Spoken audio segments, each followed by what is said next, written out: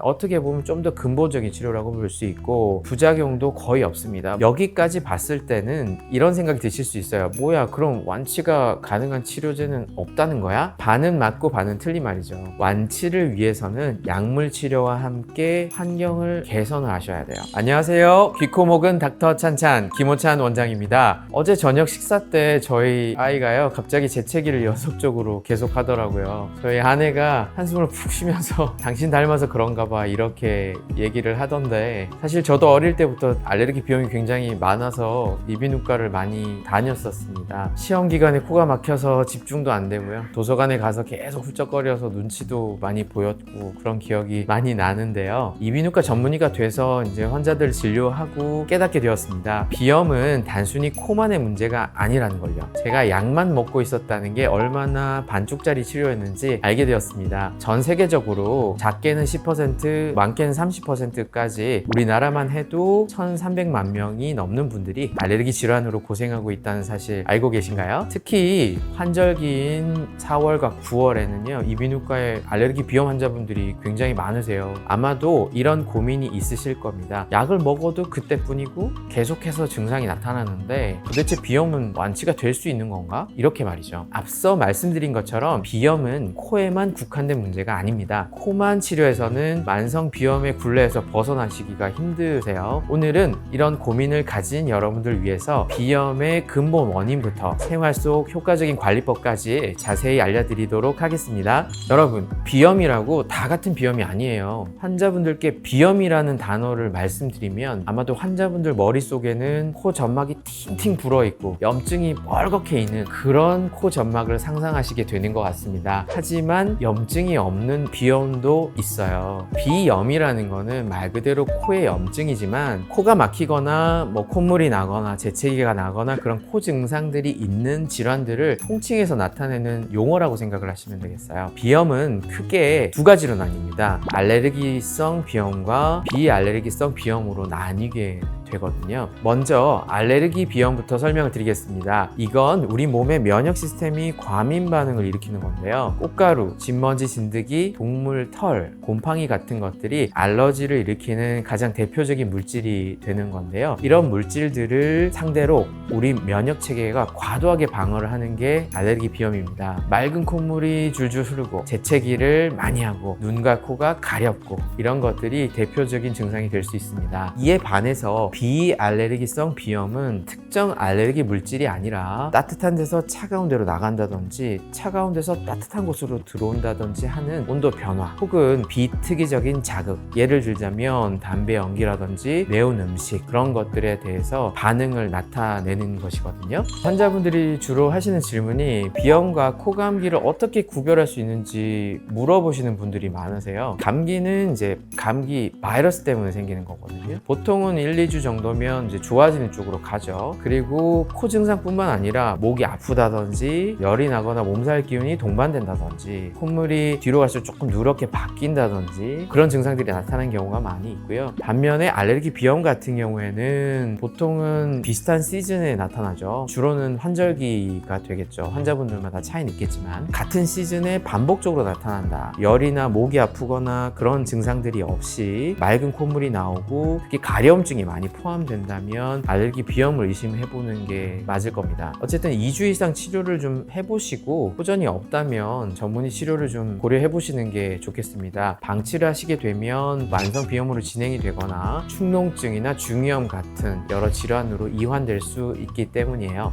많은 분들이 비염 증상이 생기시면 약국에서 비염약을 많이 사서 드시게 됩니다. 드시면 좀 나아지는 것 같다가 약효가 떨어지면 다시 원점이죠. 왜 그럴까요? 항히스타민제는요 알레르기 반응을 일시적으로 억제하는 역할을 합니다. 비만세포라는 세포 속에 히스타민이라는 물질이 가득 저장이 되고요. 그게 알레르기 반응이 일어날 때 분비가 되면서 여러 증상을 일으키게 되거든요. 히스타민을 잡아주는 항히스타민제는 증상을 조절하는 효과적인 치료제이지만 주변 환경이 그대로 알러지 물질이 그대로 계속 노출이 된다면 결국 알레르기 반응은 계속 일어나서 히스타민 물질이 계속 분비가 되게 되니까 있다가 결국 약이 중단되면 증상이 계속 반복적으로 나타나게 되는 거죠. 그런 항히스타민제도 세대별로 효과가 차이가 있습니다. 1세대 항히스타민제는 콧물을 바짝 말려주거나 효과적으로 줄이는 데는 좋지만 졸음이나 이런 부작용이 동반되는 경우가 많고요. 그래서 운전하시는 분들은 위험하겠죠. 조심하셔야 되고, 특히 노인분들은 배뇨장애나 이런 것들이 동반되는 경우가 있기 때문에 사용에 주의가 필요합니다. 2세대 혹은 3세대라고 불리는 그런 항히스타민제 같은 경우에는 졸음 증상은 많이 잡아서 적지만 콧물을 말리는 게 1세대에 비해서 미약하거나 그런 특징을 가지고 있습니다. 비강 스테로이드 스프레이는 가장 효과적인 치료제입니다. 앞선 영상에서도 말씀드렸다시피 스테로이드라는 성분 자체가 알레르기 반응 자체를 줄여줄 수 있기 때문에 어떻게 보면 좀 더 근본적인 치료라고 볼 수 있고 부작용도 거의 없습니다. 여기까지 봤을 때는 이런 생각이 드실 수 있어요. 뭐야, 그럼 완치가 가능한 치료제는 없다는 거야? 반은 맞고 반은 틀린 말이죠. 완치를 위해서는 약물 치료와 함께 환경을 개선을 하셔야 돼요. 아무리 좋은 약을 쓰셔도요, 집에 진먼지 진드기가 많고 곰팡이가 많다, 그런 물질에 알러지가 있으시면 약을 끊으면 증상이 바로 올라오게 됩니다. 그러면 집안 환경을 어떻게 유지하는 게 좋을까요? 그중 가장 먼저 하셔야 되는 일은 집 먼지 진드기를 줄여보는 일입니다. 집 먼지 진드기는 우리 피부 각질을 먹고 사는 친구들이에요. 침대, 베개, 이불, 커튼, 카페트 이런 곳에 살고 있고요. 죽어서 이제 사체가 이렇게 분해돼서 날려서 그게 우리 호흡기로 들어와서 증상을 일으키게 되는 겁니다. 퇴치 방법은 생각보다는 어렵지는 않거든요. 침구류를 가급적이면 60도 이상의 뜨거운 물로 세척을 자주 해주시고요. 매트리스 같은 경우에는 방수 커버를 씌워서 사용하시면 좋습니다. 듀폰 타이백이라는 소재가 최근에 좀 뜨는 것 같던데 진드기가 매트리스 깊숙이 들어가는 거를 막아줄 수 있기 때문에 좋습니다. 카페트나 두꺼운 커튼, 천으로 이렇게 많이 덮여져 있는 그런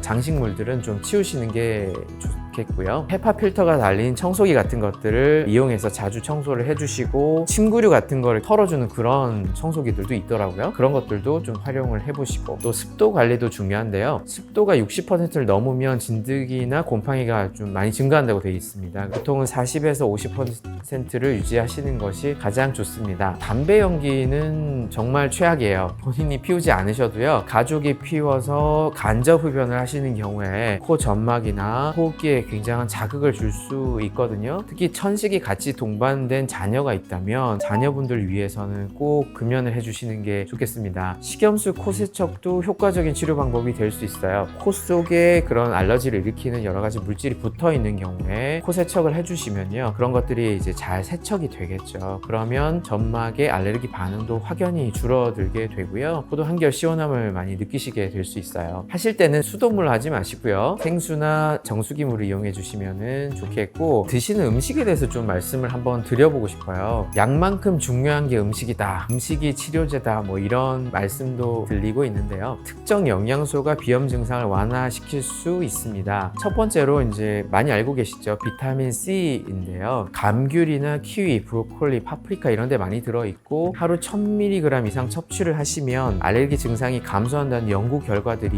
있거든요. 특히 천식이 동반되어 있는 경우에 훨씬 더 효과적이라는 보고들이 많이 되어 있습니다. 두 번째는 퀘르세틴이라는 성분이고요. 양파, 사과, 녹차 이런 데 많이 들어있는 성분이에요. 이 퀘르세틴이라는 거는요, 어떤 역할을 하냐면 면역의 균형을 잡아준다고 생각하시면 됩니다. 우리가 면역이 크게 두 가지로 나뉩니다. TH1, TH2 이렇게 나뉘는데, TH1이라는 거는 감염, 세균 같은 게 들어오면 그런 것들을 막아주는 이런 역할에 치중된 거라고 생각하시면 되고요. TH2라는 거는 알레르기 반응에 관여한다고 생각을 하시면 돼요. 그 균형이 깨져서 TH2가 높아지게 되면 알레르기 반응이 많이 일어나게 되는 거거든요. 이 퀘르세틴을 드시게 되면 그 균형을 잡아주면서 알레르기 반응을 적절한 수준으로 낮춰줄 수 있다, 이렇게 생각을 하시면 되겠습니다. 세 번째는 비타민 D입니다. 데일리로 많이 드시는 분도 있고요, 병원에 가셔서 비타민 D 주사를 간헐적으로 맞으시는 분도 있는데, 이 비타민 D는 사실은 알레르기 뿐만 아니라 우리 몸 대사에 있어서 여러 곳에 다 관여를 한다고 알려져 있어서 굉장히 중요한 영양소 중에 하나이거든요. 이 비타민 D는 알러지와 관계된 사이토카인 포상구를 줄여주는 역할을 한다고 보고가 되어 있어요. 햇볕을 쬐면 자연적으로 생성이 많이 되지만 현대인들이 대부분은 실내 생활이 많고 비타민 D가 부족하게 되는 경우가 많죠. 달걀이나 버섯, 우유에 많이 들어있으니까 있으니까 많이 드시면 좋겠습니다. 마지막으로 프로바이오틱스인데요. 우리 장 건강이 알레르기 면역에 큰 영향을 미친다는 보고들이 많이 되어 있습니다. 요거트나 김치, 된장 같은 발효식품을 꾸준하게 잘 드시면 장내 유익 세균이 증가되면서 알레르기 반응이 감소될 수 있습니다. 반대로 피해야 될 음식도 있겠죠. 너무 차가운 음식, 매운 음식, 알코올 같은 경우에는 코 점막의 혈관을 자극하기 때문에 증상 자체를 악화시킬 수 있고요. 유제품을 너무 과도하게 섭취하시면 장 건강에도 좋지 못하고 점액 분비 같은 것들도 증가시킬 수 있기 때문에 과다한 섭취는 피하시는 게 좋겠습니다.